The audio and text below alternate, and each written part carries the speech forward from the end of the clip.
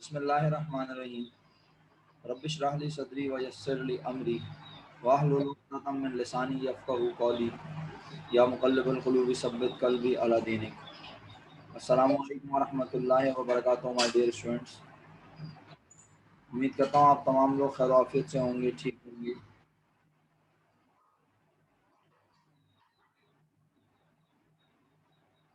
कल हमने जहाँ जिस पॉइंट तक डिस्कशन की थी हम वहाँ से अपनी बात को आगे बढ़ाएंगे।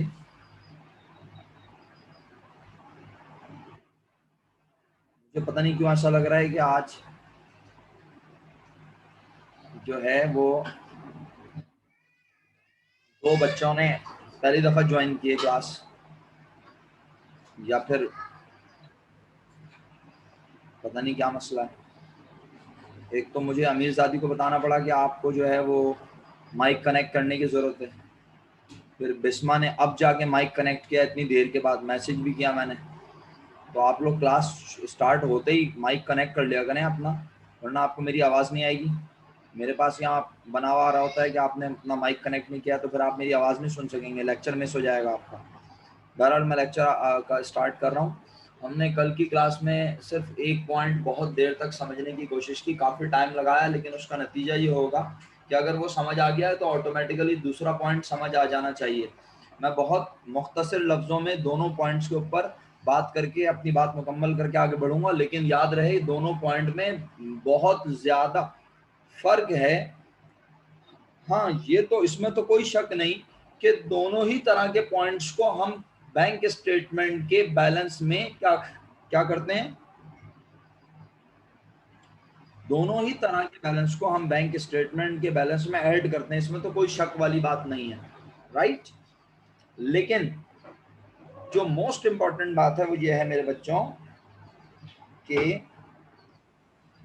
लेट डिपॉजिट याद रखिएगा हमेशा। अभी तक लोग क्लास में आए जा रहे हैं, मेरी समझ में नहीं आ रही। जिम्मेदारी के साथ क्लास में ज्वाइन करनी चाहिए ना, वक्त पे आपको तो वक्त पे रेडी रहना चाहिए।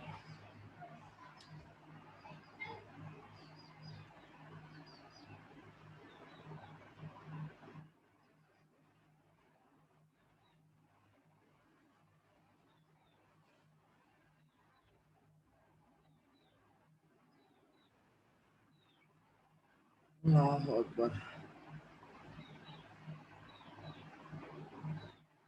जी प्यारे बच्चों, तो मैं आपसे ये कह रहा था कि जनाब अली इस बात को समझ लीजिए कि लेट डिपॉजिट की टर्मिनोलॉजी, लेट डिपॉजिट का वर्ड हम सिर्फ और सिर्फ कब इस्तेमाल करते हैं, जब हम अपने बैंक में क्या जमा करवाएं, बताइए, लिख के भेजें, शाबाश। जब हम अपने बैंक अकाउंट में क्या जमा करवाएं, कैश। Very good, excellent. नहीं इफ्रा, मेरा ख्याल है कल आप एब्सेंट थी, तो यहाँ पढ़ लीजिए जरा। लेट डिपॉजिट की टर्म इस्तेमाल होती है जब हम अपने अकाउंट में कैश जमा करवाएं। और सर तो लेट डिपॉजिट क्यों कहते हैं उसे, क्योंकि हम जमा करवाने के बाद अपनी बुक में लिख लेते हैं, हमारी बुक यानी कैश बुक हमारे बैंक का बैलेंस ज्यादा दिखाने लगती है, लेकिन जब बैंक स्टेटमेंट आता है तो वो बैंक स्टेटमेंट में कैश जमा हुआ हुआ लिखा हुआ नजर नहीं आता। सर क्यों, क्योंकि हमने उसे देर से जमा करवाया है। जी मैडम, क्लास अभी अभी स्टार्ट हुई है और आप इस वक्त रिवीजन सुन रही है कल के दोनों पॉइंट्स का। Areeba, last day deposit, late deposit की टर्म आखिरी बार बोल रहा हूं, याद रखिएगा, अदरवाइज आपकी मर्जी है।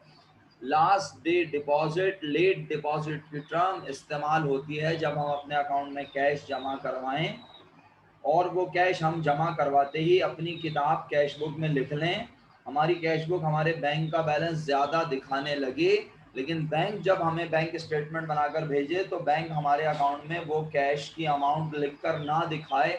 रीज़न, क्योंकि हमने वो पैसे देर से जमा करवाए हैं, महीने के आखिरी तारीख को जमा करवाए हैं। जब तक बैंक में वो पैसे हमारे अकाउंट में अपेयर होते तब तक बैंक हमें बैंक स्टेटमेंट बना के भेज चुका था। तो इसलिए, और मैंने ये भी बताया था आपको, आपको याद होगा, मैंने आपको ये भी बताया था कि दौरे जदीद में ये लेट डिपॉजिट वाला अब मामला नहीं होता।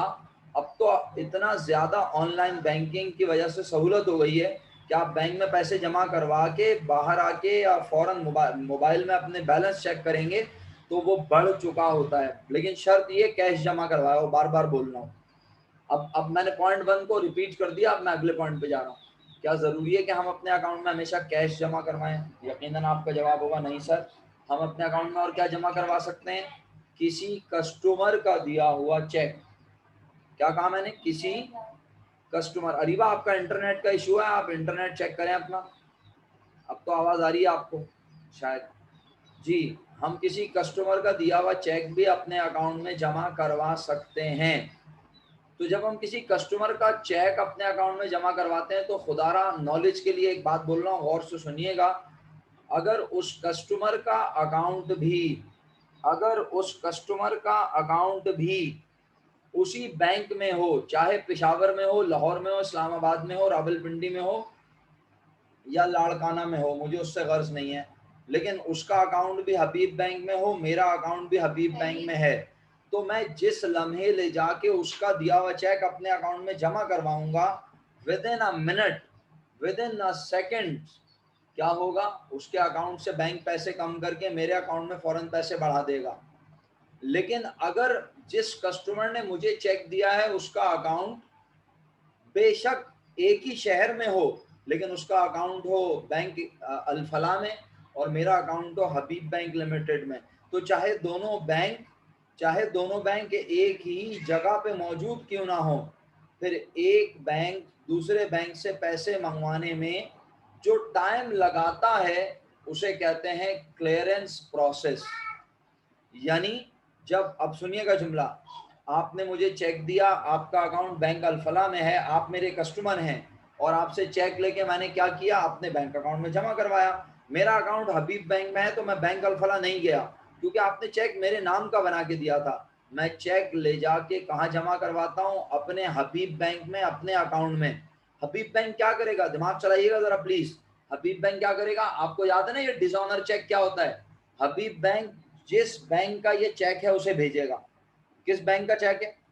आपका अकाउंट कहाँ है? मैंने बोला बैंक अल-फलाह, और मेरा अकाउंट हबीब बैंक। आपने मुझे चेक दिया, मैंने चेक अपने बैंक में जमा करवाया। मेरे बैंक में जब मैंने चेक जमा करवाया तो मुझे सोच के बताएं, एचबीएल मेरे अकाउंट में फौरन पैसे बढ़ा देगा? यस और नो? क्या एचबीएल मेरे अकाउंट में फौरन पैसे बढ़ा देगा चेक जमा करवाते ही? क्यों नहीं बढ़ाएगा? वजह, क्योंकि जिस शख्स का चेक मैंने एचबीएल में जमा करवाया है उसके पैसे किसी और बैंक में रखे हुए। एचबीएल वालों को क्या पता कि जिसने ये चेक दिया है उसके अकाउंट में पैसे हैं भी या नहीं। अगर चेक देने वाला भी एचबीएल में ही अकाउंट मेंटेन करता, चाहे मैं कराची में हूं वो लाहौर में होता, तो भी ऑनलाइन बैंकिंग की वजह से 1 मिनट में पता चल जाता कि उसके लाहौर के बैंक में पैसे हैं या नहीं, और अगर होते तो बैंक फौरन उसके अकाउंट से पैसे कम करता, मेरे अकाउंट में पैसे बढ़ा देता। लेकिन जब बैंक्स डिफरेंट हों तो याद रखिए, बैंक हमारे अकाउंट में जिस दिन हम चेक जमा करवाते हैं, हम तो अपनी कैश बुक में अपने बैंक बैलेंस को फौरन क्या कर लेते हैं? जवाब दीजिए। जो लोग जवाब नहीं दे रहे हैं वो अपना एहतसाब करें, और जो लोग जवाब दे रहे हैं मैं उनका शुक्रगुजार हूँ। जैसे ही हम अपने अकाउंट में चेक जमा करवाते हैं किसी भी कस्टमर का, हम अपने बैंक बैलेंस को क्या कर लेते हैं? हम अपने बैंक बैलेंस को क्या कर लेते हैं? जैसे ही हम किसी कस्टमर का दिया हुआ चेक अपने बैंक में जमा करवाते हैं, हम अपने बैंक बैलेंस को फौरन बढ़ा लेते हैं। हम अपना बैंक बैलेंस इंक्रीज कर लेते हैं अपनी बुक में, कैश बुक में। हम कहते हैं बैंक में हुआ इजाफा। लेकिन बैंक हमारे अकाउंट में पैसे कब तक नहीं बढ़ाता? जब तक के बैंक को उस बैंक से दूसरे वाले बैंक से पैसे रिसीव ना हो जाएं। जुमला सुना आपने? जब तक के बैंक को दूसरे बैंक से पैसे रिसीव ना हो जाएं। अच्छा सर, और अगर दूसरे बैंक से पैसे रिसीव ना हुए तो फिर दूसरा बैंक चेक वापस भेज देगा और बोलेगा जिसने चेक दिया उसके अकाउंट में पैसे नहीं है, वो क्या हो जाएगा? Dishonour, bounce. याद आया? कल पढ़ाया था, कल भी मैंने रिवीजन में बताया था अगर आपको याद हो। लेकिन अगर उसके बैंक अकाउंट में पैसे हुए तो उसका बैंक क्या करेगा? वो पैसे उस बैंक से मेरे बैंक में आ जाएंगे और मेरा बैंक मेरे बैंक बैलेंस को क्या कर देगा? अब मेरा बैंक मेरे बैंक बैलेंस को क्या कर देगा? बोलिए। इंक्रीज कर देगा, बढ़ा देगा। बहुत बहुत शुक्रिया आप सब लोगों के जवाब देने का, पार्टिसिपेट करने का।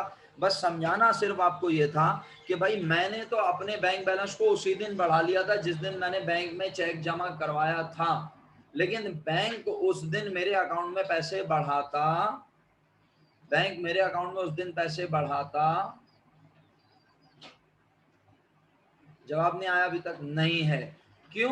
क्योंकि बैंक दूसरे बैंक से चेक के पैसे मंगवाता है।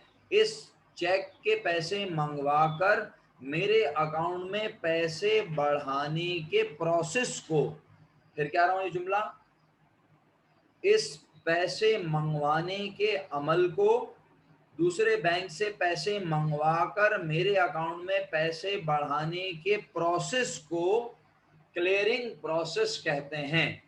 और जैसे ही ये क्लियरिंग प्रोसेस कंप्लीट होता है, बैंक मेरे अकाउंट में पैसे बढ़ा देता है। मैं तो 31 तारीख को चेक जमा करवाते ही अपनी किताब में अपने बैंक का बैलेंस बढ़ा लूंगा, लेकिन बैंक मेरे अकाउंट में ये पैसे 31 तारीख को नहीं बढ़ाएगा, क्योंकि बैंक को दूसरे बैंक से पैसे मंगवा कर मेरे अकाउंट में ऐड करने में 2 वर्किंग डेज लगते हैं। कितने दिन मेरे बच्चों? 2 वर्किंग डेज। 2 दिन से पहले बैंक मेरे अकाउंट में पैसे नहीं बढ़ाएगा। क्या बोला मैंने? 2 दिन से पहले बैंक मेरे अकाउंट में पैसे नहीं बढ़ाएगा। ये 2 डेज क्या कहलाते हैं? Clearing process. तो इसका मतलब है, अब सोचिए प्लीज, आइए एग्जाम्पल बना के दिखाता हूं ताकि आपको और अच्छे से समझ आए। मेरा बैंक बैलेंस था 1,21,000 रुपए, मैंने 9,000 का चेक जमा करवाया अपने बैंक में और मेरा बैलेंस मेरी किताब के मुताबिक हो गया 1,30,000। फर्स्ट करने के लिए कह रहा हूँ, बैंक स्टेटमेंट आया, वो मेरा बैलेंस 1,21,000 ही दिखा रहा है। क्यों? हालांकि मैंने 9,000 का चेक बैंक में जमा भी करवाया है, मेरे पास डिपॉजिट स्लिप भी है, लेकिन बैंक ने मेरे अकाउंट में 9,000 रुपए क्यों नहीं बढ़ाए? क्योंकि बैंक अभी इस चेक के पैसे दूसरे बैंक से मंगवा रहा होगा। मैं अपने पास क्यों बढ़ा चुका हूं? क्योंकि मैंने तो चेक जमा करवा दिया, बैंक ने मुझे डिपॉजिट स्लिप पे स्टैम्प भी लगा के दे दी, सिग्नेचर भी कर दिए। लेकिन आप में से जिस किसी ने कभी जिंदगी में बैंकिंग की है, कभी बैंक में ले जाके अब्बा का चेक जमा करवाया है, किसी का चेक अपने अपने अब्बू के अकाउंट में जमा करवाया है, तो बेटे जब भी हम किसी चेक को अपने अकाउंट में जमा करवाते हैं और शर्त यह है कि वो किसी दूसरे बैंक का हो, तो गौर से फटी हुई आंखों से देखिएगा कि चेक के ऊपर डिपॉजिट स्लिप पर वो जो बैंक डेट लिख के देता है वो अगले दिन की होती है। और अगर आप 1-2 बजे के बाद जमा करवाएं तो वो अगले दिन की भी नहीं बल्कि उससे अगले दिन की होती है, यानी डे आफ्टर टुमारो की। बेटा अमीरजादी, हो सकता है आपके पास इंटरनेट का इशू हो तो इस वजह से आपको आवाज नहीं आ रही होगी, बट मेरे लिहाज से सबको अल्हम्दुलिल्लाह आवाज आ रही है। हो सकता है आपका इंटरनेट का प्रॉब्लम हो, इस वजह से आपको आवाज ना आ रही हो। आज वैसे भी बहुत तेज हवाएं चली हैं, तो लोगों के इंटरनेट तो वैसे भी हिलने के लिए हर वक्त तैयार रहते हैं, हिल ही गए होंगे बेचारे। बहरहाल आपको ये रिकॉर्डेड लेक्चर नेक्स्ट वीक मिल जाएगा, आप रिकॉर्डेड लेक्चर यूएसबी पे आके ले भी लीजिएगा कोचिंग सेंटर से। आगे बढ़ रहा हूँ, उम्मीद करता हूँ आपने मेरी बात को ध्यान से सुना। तो बैंक ने मेरे अकाउंट में 9,000 रुपए क्यों ऐड नहीं किए? क्योंकि अभी तक बैंक उस चेक को क्या कर रहा है? क्लियर करवा रहा है। जब तक वो क्लियर नहीं होगा बैंक मेरे अकाउंट में पैसे ऐड नहीं करेगा। मैं अपने अकाउंट में पैसे, अपनी बुक में पैसे ऐड कर चुका हूं क्योंकि मैंने तो चेक जमा करवाया है। तो बैंक जब भी ऐड करे, क्या मैं अपनी बुक से लेस कर दूं 9,000 रुपए? मैं कहूंगा हमने चेक जमा करवाया है, हमारे मुताबिक हमारा बैंक बढ़ गया, बैंक भी इंशाल्लाह 1-2 दिन बाद हमारे अकाउंट में पैसे बढ़ा देगा।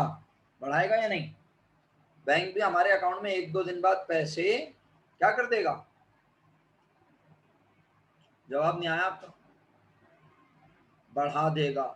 इसका मतलब है हम बैंक स्टेटमेंट के बैलेंस में ये 9,000 रुपए लिखकर ऐड करेंगे और इसका नाम रखेंगे अनक्लियर्ड चेक।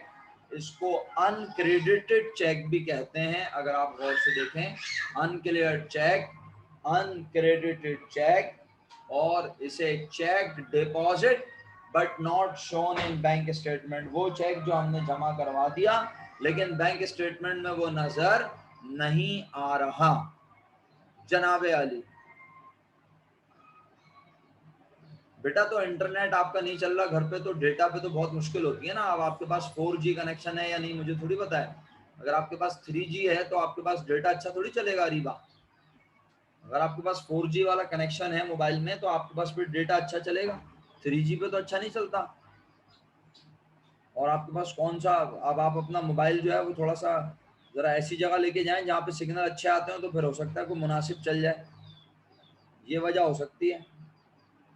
तो बहरहाल उम्मीद करता हूँ आप लोगों ने मेरी बात सुनी। अगर आप नहीं सुन सके, आपको आवाज़ नहीं आ रही प्रॉपर, तो लेक्चर रिकॉर्ड हो रहा है, इंशाल्लाह रिकॉर्डेड लेक्चर भी आपको मिल जाएगा, आप रिकॉर्डेड लेक्चर भी देखकर तसल्ली और तशफ़ी कर सकते हैं।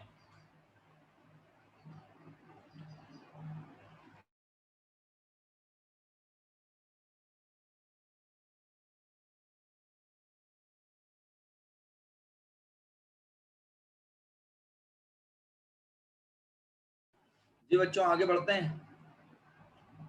Error in recording by bank, bank ने हमारे अकाउंट में जितने रुपए ऐड करने थे बैंक में वो उतने रुपए ऐड नहीं किए, बैंक ने 1 जीरो कम कर दिया, या बैंक ने 100 रुपए बढ़ाने थे और बैंक ने हमारे अकाउंट में सिर्फ 10 रुपए ऐड किए, तो हम 90 रुपए बैंक स्टेटमेंट के बैलेंस में और लिखकर ऐड कर देंगे और बैंक को भी बताएंगे कि आपने गलती की है, ताकि बैंक अपने पास भी सही कर सके।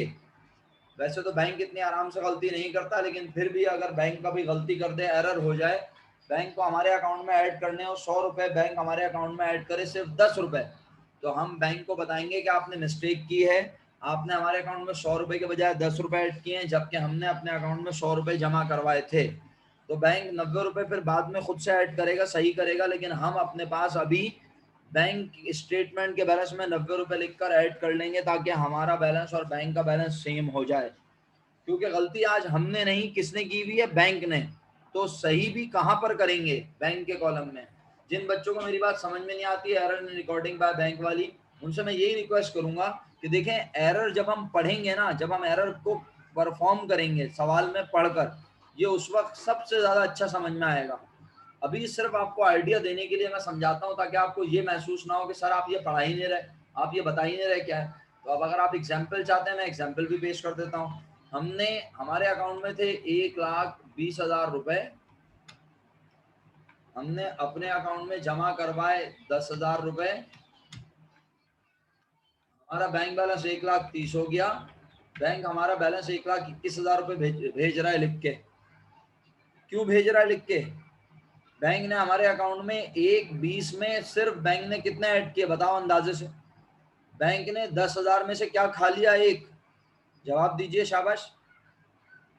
बैंक ने 10,000 रुपए में से क्या खा लिया? एक जीरो खा लिया, सिंपल। बैंक को हमारे अकाउंट में ऐड करने थे 10,000, बैंक ने हमारे अकाउंट में यकीनन 10,000 के बजाय ऐड किए होंगे सिर्फ कितने? 1,000। अच्छा, अब क्या ये हम तुक्का लगाते हैं, सोचते हैं? नहीं भाई, प्रैक्टिकल लाइफ में हमारे सामने बैंक स्टेटमेंट आता है, उसमें हर अमाउंट लिखी होती है, तारीख लिखी होती है, तो हम बाकायदा उसे चेक करके तसल्ली करते हैं। लेकिन फिलहाल अभी मैं आपको समझाने के लिए बोल रहा हूँ कि बैंक को मेरे अकाउंट में ऐड करने थे 10,000, बैंक ने अकाउंट किए 1,000 ऐड, तो 1,000 ऐड किए तो मेरा बैलेंस इसीलिए 21 नजर आ रहा है। बैंक कितने पैसे ऐड करना भूल गया, बैंक ने कितने पैसे कम ऐड किए, बैंक ने कितने पैसे मेरे अकाउंट में कम ऐड किए। तो हम 9,000 रुपये जब अपने अकाउंट में और ऐड करेंगे, कहाँ लिखकर, कहाँ लिखकर मेरा बेटा? बैंक स्टेटमेंट के बैलेंस के कॉलम में। जो बैंक ने स्टेटमेंट बनाकर भेजा है बैलेंस हमें, उस बैलेंस में अगर 9,000 रुपये और ऐड कर दूंगा तो हमारी और बैंक की बुक एक जैसी हो जाएगी। और इस 9,000 रुपये की वजह क्या कहूँगा? Error in recording by bank, के बैंक ने लिखते हुए गलती की। बैंक को लिखने थे 10,000, बैंक ने लिखे होंगे 1,000, इसकी वजह से हमारी और बैंक की बुक आपस में टैली नहीं हो रही। बताइए, अभी भी कंफ्यूज हैं? थोड़ा बहुत कुछ समझ आ रहा है? वैसे तो एरर मैंने आपको पढ़ाना कब है? जब हम सवाल को अटेम्प्ट करेंगे, और सवाल हम इंशाल्लाह कल अटेम्प्ट करेंगे, अल्लाह ने चाहा। हो सकता है अभी मैं सवाल पढ़ना शुरू कर दूं चंद नमाज में। आइए, अब हम आखिरी हेडिंग पर जा रहे हैं। आखिरी हेडिंग का नाम है item should be less from passbook balance, यानी हम अपने बैंक स्टेटमेंट के बैलेंस में से ये चीज़ें लेस करेंगे। और कितनी चीज़ें? सिर्फ दो। पहली वाली आपको आती है, ऑलरेडी आपको शुरू में बता चुका हूँ, लेकिन उसकी अंग्रेजी इतनी सारी लिखकर दिखाने का मकसद ये है कि पेपर में किसी भी नाम से आ सकता है, आपको सारे नाम पता होने चाहिए। ये ना हो कि आप बस अनप्रेजेंटेड चेक के नाम से याद करके जाएं, unpresented, outstanding, unpaid, accrued, cheque issued but not yet presented into bank for payment. ये सब जुमलों का एक ही मतलब है। यकीनन आप बोल रहे हैं सर क्या मतलब है, हमें तो समझ ही नहीं आ रहा। अरे मेरा बेटा, थोड़ा सा तो गौर करो। इतना सिंपल मतलब है कि अनप्रेजेंटेड चेक, वो चेक जो अभी हाजिर नहीं हुआ। सर कहाँ हाजिर नहीं हुआ? बैंक में हाजिर नहीं हुआ। अच्छा सर अभी भी समझ में नहीं आ रहा। आउटस्टैंडिंग चेक भी उसी चेक को कहते हैं जो अभी तक बैंक में हाजिर नहीं हुआ। अनपेड चेक्स, वो चेक जिनके पैसे अभी तक अदा नहीं किए। किसने? हमने नहीं, हमने तो पैसे वैसे भी नहीं देने। पैसे कहाँ से जाएंगे मेरे बच्चों? पैसे कहाँ से जाएंगे? हमारे बैंक अकाउंट से। एक्रूड चेक भी उन्हीं चेक्स को कहते हैं जिन चेक्स के पैसे हम पर देना वाजिब है। चेक, अब आखिर में लिखा है check issued but not yet presented into bank for payment. बस आखिरी बार मैं ये अब इस जुमले को समझा के बात खत्म करूंगा, अल्लाह करे आप समझ रहे हो।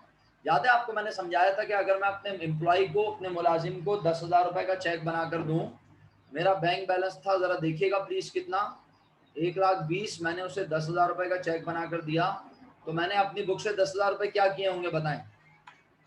बोले, माइनस किए होंगे ना। चेक बना के दिया है, मेरी बुक मेरे बैंक का बैलेंस शो करेगी 1,10,000। बैंक स्टेटमेंट आया तो वो मेरा बैलेंस शो कर रहा है कितना? बैंक स्टेटमेंट आया, वो मेरा बैलेंस शो कर रहा है 1,20,000 रुपए। यार मैं कहूंगा ये क्या मजाक है, बैंक तो हमारा बैलेंस ज्यादा दिखा रहा है। तो बैंक क्यों ज्यादा दिखा रहा है? वजह, क्योंकि बैंक ने अभी मेरे अकाउंट से 10,000 रुपए माइनस नहीं किए। क्यों नहीं किए? वजह, क्योंकि हमने तो चेक बनाकर दिया, तो हमने तो अपने पास से चेक बनाकर देते हुए ही पैसे माइनस कर लिए।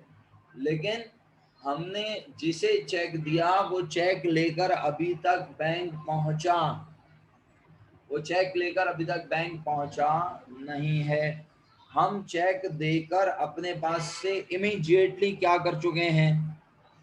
लेस। लेकिन किसने अभी तक लेस नहीं किया? बोलिए, क्यों नहीं किया? कस्टमर ने। कस्टमर कहां से आ गया? और हमारा बेटा कस्टमर कहां से आ गया मेरा बच्चा? कस्टमर को थोड़ी चेक देते हैं हम, कस्टमर से तो चेक लेते हैं। जी, हमने सप्लायर को चेक दिया 10,000 रुपए का, हमने मुलाजिम को तनख्वाह दी 10,000 रुपए, और हमने अपने पास से फौरन लेस कर लिया। हमारी कैश बुक कहने लगी, अच्छा ये आपने करके नहीं दिखाना है, ये हो चुका होगा, ये मैं आपको समझाने के लिए बता रहा हूँ। हमारी बुक बैलेंस दिखा रही होगी 1,10,000, ये मैं आपको समझाने के लिए लिखता हूँ।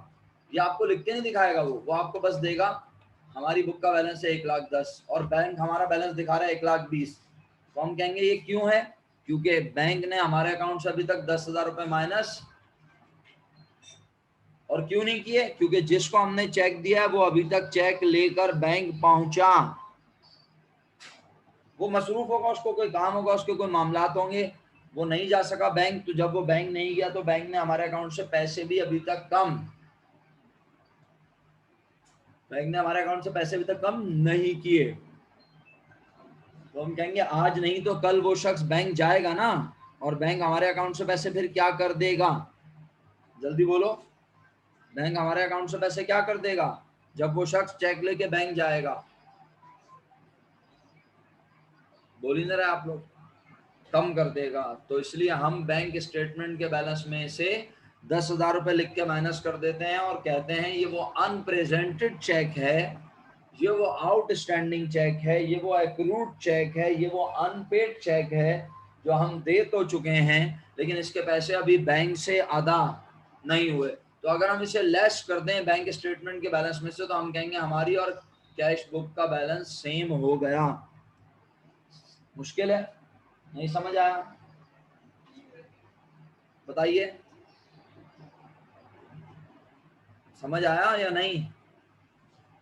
अनप्रेजेंटेड, आउटस्टैंडिंग, अनपेड चेक कौन से चेक होते हैं? जो हम मुलाजमीन को, सप्लायर को, लोगों को दे चुके हैं, हम अपने पास से माइनस कर चुके हैं लेकिन बैंक ने अभी तक हमारे अकाउंट से माइनस नहीं किया।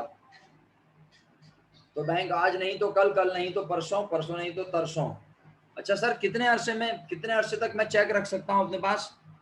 अगर मैंने जिसको चेक दिया है, जैसे बिलफर्स आप मैंने आपसे माल खरीदा था और मैंने आपको चेक बना के दिया, अब आप अगर कल परसों चेक ना लेके जा सकें, 1 महीने तक चेक ना लेके जा सकें, तो कितने महीने तक आप लेके जा सकते हैं? कुछ पता है किसी को? कितने महीने तक चेक की वैलिडिटी होती है? जैसे दवाई होती है ना, उसके ऊपर एक्सपायरी डेट होती है, क्या एक्सपायरी डेट के बाद दवाई पीने का कोई फायदा नहीं होगा। सही है, दवाई पियो या ना पियो एक जैसी बात है। तो मैं आपसे पूछ रहा हूँ कि आप चेक जो होता है उसकी वैलिडिटी किसी को पता है? चेक की वैलिडिटी, मेरा बेटा चेक की वैलिडिटी होती है 6 मंथ्स।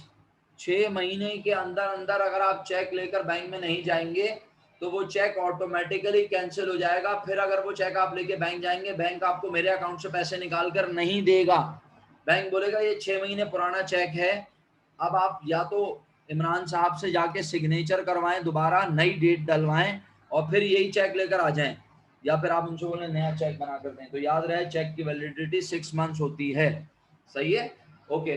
तो अनप्रेजेंटेड चेक का दूसरा नाम आउटस्टैंडिंग अनपेड एक्रूड चेक, और आखिर में क्या लिखा होता है? Check issued but not yet presented into bank for payment. हमने चेक बनाकर दिया, हमने चेक बनाकर दिया, check issued but not yet presented, लेकिन वो हाजिर नहीं हुआ। कहां पर? बैंक में। बेटा रसी डेट नहीं, डेट तो हम जैसे मिसाल के तौर पे मेरी बात सुनो, अगर आप कंफ्यूज हो रहे हो तो मैं आपको समझा देता हूँ। जैसे बेटा मैंने आज आपको चेक बना के दिया तो मैं आज की डेट डाल के दूंगा ना आपको, या कल की डेट डाल दूंगा कि भाई आप कल बैंक जाके ले लेना है पैसे। अब अगर आप कल से लेके अगले 6 महीने के अंदर अंदर किसी भी दिन बैंक चले जाओगे तो बैंक आपको मेरे अकाउंट से पैसे निकाल कर दे देगा। आप अपने अकाउंट में चेक जमा करवाओगे, आपके अकाउंट में मेरे बैंक से आपके बैंक में पैसे चले जाएंगे। लेकिन अगर आप 6 महीने तक वो चेक रख के भूल जाओ ड्रॉस में, उसके बाद आप वो बैंक लेके जाओगे तो बैंक आपके अकाउंट में पैसे मेरे अकाउंट से निकाल कर ट्रांसफर नहीं करेगा, बल्कि वो चेक एक्सपायर हो गया है, अब आपको वो चेक पर आकर मुझसे साइन करवाने पड़ेंगे, दोबारा नई डेट डलवानी पड़ेगी, फिर वो चेक वैलिड हो जाएगा और फिर वो चेक आप बैंक में ले जाके वहां से पैसे ले सकते हैं। बताइए यहाँ तक कोई कंफ्यूजन? इसको एक्रूड, आउटस्टैंडिंग, अनपेड सब कहते हैं। ये मैंने चेक का खाका बनाया हुआ था, चेक का एक अंदाज बनाया हुआ था कि चेक में ये जो इस तरह से हम 2 लाइनें लगाते हैं, या हम अंग्रेजी में क्या लिख देते हैं? अकाउंट पे ही ओनली। इसका मतलब होता है हमने चेक को क्रॉस कर दिया है, और अब ये चेक, ऐसा चेक जिसके ऊपर अकाउंट पे ही लिखा हो, या ऐसा चेक जिसके ऊपर 2 लाइनें डली हुई हो, याद रखना वो चेक कभी भी कैश नहीं होता। बल्कि अगर मैं आपको ऐसा चेक बना के दूंगा तो आप अगर वो मेरे बैंक लेके जाएंगे तो बैंक मेरे अकाउंट से आपको कैश निकाल के नहीं देगा, बल्कि ये चेक आपको अपने नाम पर जो आपने बैंक अकाउंट खोला होगा, चाहे वो किसी भी बैंक में खोला हो, वहां ले जाके आप ये चेक जमा करवाएंगे, फिर वो आपका बैंक मेरे बैंक से पैसे मंगवा कर आपके बैंक अकाउंट में पैसे बढ़ाएगा। ऐसा चेक जो कि जिसके ऊपर 2 लाइनें साइड में पे के ऊपर वाले हिस्से में डली हुई हो या अकाउंट पे ही लिखा हो, उसे क्रॉस चेक कहते हैं। इसके अलावा एक चेक होता है ओपन चेक या बेयरर चेक। उसका मतलब होता है कि चेक पर अगर मैं आपका नाम लिख के दे दूं, चेक पे के आगे मैं क्या लिख दूं? आपका नाम, जैसे स्टूडेंट ए, स्टूडेंट बी, स्टूडेंट किसी का भी नाम, तो फिर अब और ये लाइनें ना लगाऊं ना अकाउंट पे ही लिखूं, तो अब उस स्टूडेंट के पास दोनों ऑप्शन है। वो चाहे तो मेरे बैंक जाए, वहां ले जाके चेक दे, बैंक आपका नाम, आपका सीएनआईसी देखकर आपके नाम को वेरीफाई करके आपके सीएनआईसी की कॉपी लेकर आपको पैसे दे देगा मेरे अकाउंट से निकाल कर। लेकिन अगर आप चाहें कि नहीं यार सर इमरान के बैंक अकाउंट से पैसे निकालूंगा फिर अपने बैंक लेके जाऊंगा, ऑफिस लेके जाऊंगा, मामला कहीं खराब ना हो जाए, इतनी बड़ी अमाउंट है, तो आप क्या कर सकते हैं? आप चेक पे 2 लाइनें लगा के यानी क्रॉस करके अपने अकाउंट में जमा करवा दें। अब आपको मेरे बैंक भी जाने की जरूरत नहीं है, आप अपने बैंक अकाउंट में जाकर ये चेक जमा करवाएं, आपका बैंक मेरे बैंक से पैसे मंगवा कर आपके अकाउंट में पैसे क्या कर देगा? बढ़ा देगा। सही है। तो मैंने आपको थोड़ा सा कोशिश की कि मैं आपको आइटम शुड बी लेस भी बता दूं कि बैंक स्टेटमेंट के बैलेंस में से हम लेस करते हैं वो चेक के पैसे जो हम चेक दे तो चुके हैं लेकिन वो चेक अभी तक बैंक में हाजिर नहीं हुए। आखिरी बात, error in recording by bank. Bank ने लिखते हुए गलती की, और क्या गलती की? ये फर्ज ही करना पड़ेगा वरना इसको कभी समझ में नहीं आएगा।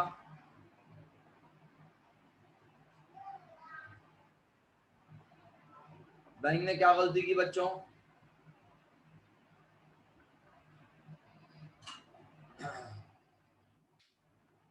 अच्छा जी, हमने किसी को 10,000 का चेक दिया था, बैंक को हमारे अकाउंट से माइनस भी करने चाहिए थे। बोलिए बोलिए शाबाश।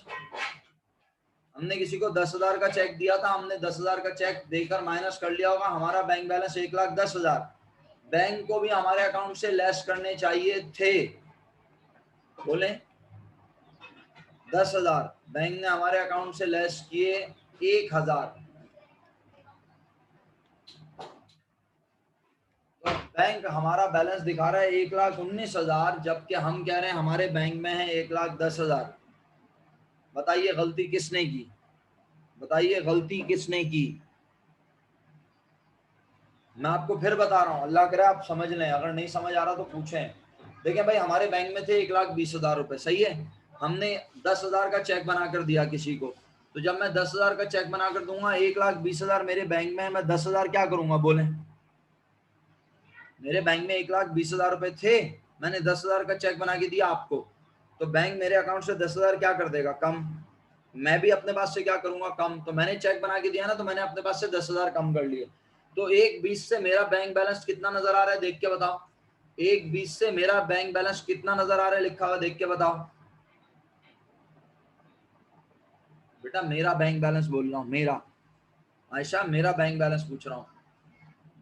मेरी किताब में 1,20,000 मेरा बैंक का बैलेंस था, मैंने 10,000 का चेक दिया, तो मैंने माइनस कर दिया होगा, ऑटोमेटिकली मेरी किताब 1,10,000 बैलेंस दिखा रही है। लेकिन बैंक वालों ने मेरे अकाउंट से 10,000 रुपए माइनस करने के बजाय माइनस किए बस 1,000 रुपए। तो बैंक ने कितने रुपए माइनस नहीं किए मेरे अकाउंट से, बैंक ने मेरे अकाउंट से कितने रुपए माइनस नहीं किए।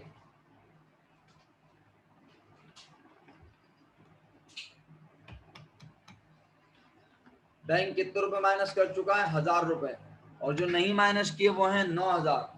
तो जब मैं बैंक स्टेटमेंट के बैलेंस में से 9,000 माइनस करूंगा, तो मेरी और बैंक की किताब का बैलेंस एक जैसा बन जाएगा। समझ में नहीं आएगा। किसने गलती की थी, बैंक ने। बैंक को हमारे अकाउंट से जितने माइनस करने थे उसने उतने रुपए माइनस नहीं किए थे, उसने कम पैसे हमारे अकाउंट से माइनस किए थे। तो बैंक हमारे अकाउंट से फर्दर अमाउंट माइनस करेगा, हमारा बैंक बैलेंस ऑटोमेटिकली इक्वल हो जाएगा। अच्छा जी, बस अब कुछ आखिरी बातें आपसे अर्ज कर दूं, उसके बाद इंशाल्लाह कल अल्लाह के हुक्म से पहला क्वेश्चन अटेम्प्ट करवाऊंगा, क्योंकि आज मैंने सारे पॉइंट्स कंप्लीट कर दिए हैं। अगर कल इंशाल्लाह हम पहला सवाल अटेम्प्ट करेंगे, उसके बाद फिर आपसे जब मुलाकात होगी मंडे को, तो मंडे को भी कमिंग वीक में इंशाल्लाह फिजिकली, और देखते हैं किस तरह, तो मैं मजीद चीज़ें इंशाल्लाह आपको गाइड करूंगा। लेकिन कल एक सवाल भरपूर कोशिश करूंगा आपको अटेम्प्ट करवा दूं किसी भी तरह। तकरीबन आखिरी 2-3 मिनट रह गए। आपसे बड़े अदब से पूरी क्लास से दरख्वास्त है, अगर आप कर सकें, याद रखें, आपकी बड़ी मेहरबानी। आपने ए से लेकर डी हेडिंग तक जितने पॉइंट हैं, हर पॉइंट को कम से कम याद रखना है कि कौन सी चीज़ कहाँ पे ऐड और कहाँ पर लेस होती है। बेहतरीन तरीका यह है कि आप हर हेडिंग में मौजूद पॉइंट्स को पुरसुकून अंदाज में लिखें, इससे बहुत फ़र्क पड़ेगा, और फिर आपको ऑटोमेटिकली याद हो जाएगा हर पॉइंट। अगर आपने ऑलरेडी लिखा हुआ है तो आप उनको पढ़ के याद कर लें। लिखा हुआ नहीं है, आपके मोबाइल में स्क्रीनशॉट है, ये लें स्क्रीनशॉट ले लें। अगर आपने स्क्रीनशॉट नहीं लिया हुआ, जल्दी जल्दी स्क्रीनशॉट ले लें। ये वो चीज़ें हैं जिन्हें हमने अपनी कैश बुक के बैलेंस में ऐड करना है। फिर नीचे वो चीज़ें हैं जिन्हें हमें अपनी कैश बुक के बैलेंस में से लेस करना है। 7 पॉइंट हैं, और सबसे आसान ये तो एक ही पिक्चर में आ जाएंगे।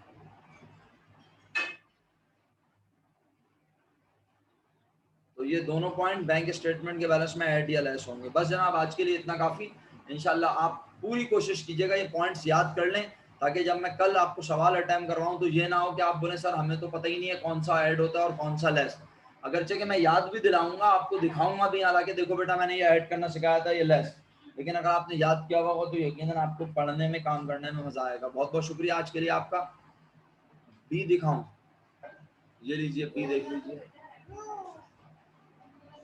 बी देख लीजिए, बी की पिक्चर लेना चाहें तो ले लीजिए। बहुत शुक्रिया। जो लोग जाना चाहें बिल्कुल जा सकते हैं। बारकल्लाह मेरा बेटा, फी अमान अल्लाह, अल्लाह हाफिज़। जो बच्चे इसकी पिक्चर लेना चाह रहे हैं स्क्रीनशॉट, वो स्क्रीनशॉट ले लें। जो लोग जाना चाह रहे हैं वो बिल्कुल जा सकते हैं। मेरी तरफ से फी अमान अल्लाह। क्लास तकरीबन 1 मिनट में ख़त्म हो जाएगी। ओके बेटा, अल्लाह हाफिज, फी अमान अल्लाह। अल्लाह हाफिज, अल्लाह हाफिज सब लोगों को, फी अमान अल्लाह, अल्लाह हाफिज। कल इंशाल्लाह आप लोगों से मुलाकात होती है। अल्लाह हाफिज।